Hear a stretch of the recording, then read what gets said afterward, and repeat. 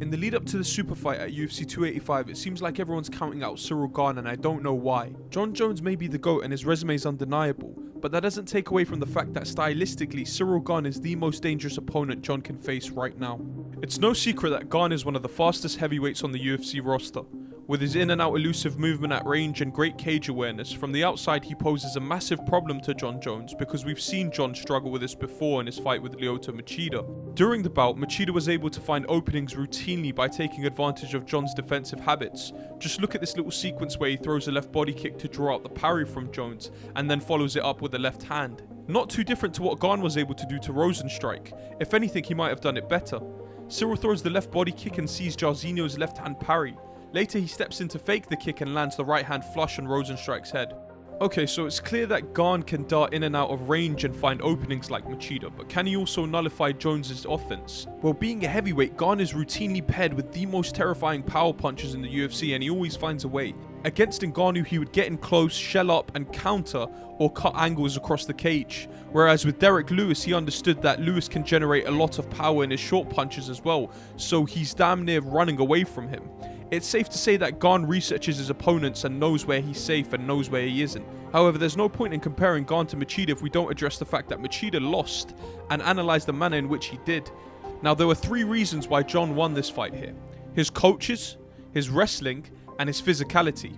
We know that Jon no longer trains with Jackson Winklejohn, however he is working with Cejudo nowadays, who has a brilliant mind for fighting, so if Henry is cornering Jon, you can't rule out the possibility that he may get some crucial advice and make the adjustments needed against Gane.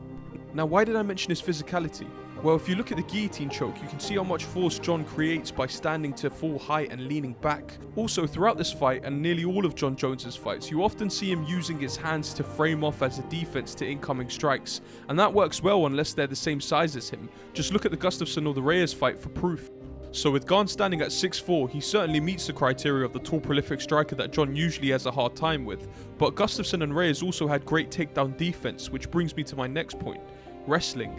Whether it's the Machida fight or any of the others in his prime, Jon Jones always got those high amplitude Greco-Roman takedowns, whereas now he barely goes for those types of takedowns, and even when he does, he doesn't stick it as well as you'd like.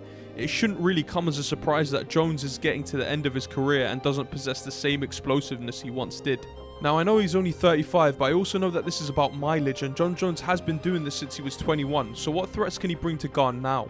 Even if his Greco-Roman's not as sharp as it used to be, he still has his freestyle wrestling that he utilized well against Reyes in the championship rounds of their fight. So with some fast, well-timed entries, he'll definitely be able to grab a hold of Gane. Plus, these trips that Jon used to do require less explosiveness, and I imagine would definitely be effective against Gane. However, I do feel that Gane's grappling is being misrepresented due to the Ngannou fight. Francis was able to grapple because of the massive threat that he poses on the feet. Cyril's cautious of the power Ngannou holds at long range, so he shells up and leans into him. Only instead, Ngannou can now get underhooks and clasp his hands behind him. All this to say, a lot of Ngannou's wrestling opportunities were built off of his immense threat that he posed on the feet. A threat that I doubt Jon Jones will hold toward Gane, or at least not as big as Ngannou did. But this isn't to say that it's a guaranteed win for Gane. We've seen him giving up advantageous positions for submission threats, and it's worked in the past, but it's also gone wrong. And if it goes wrong with Jon Jones, he'll definitely be punished for it.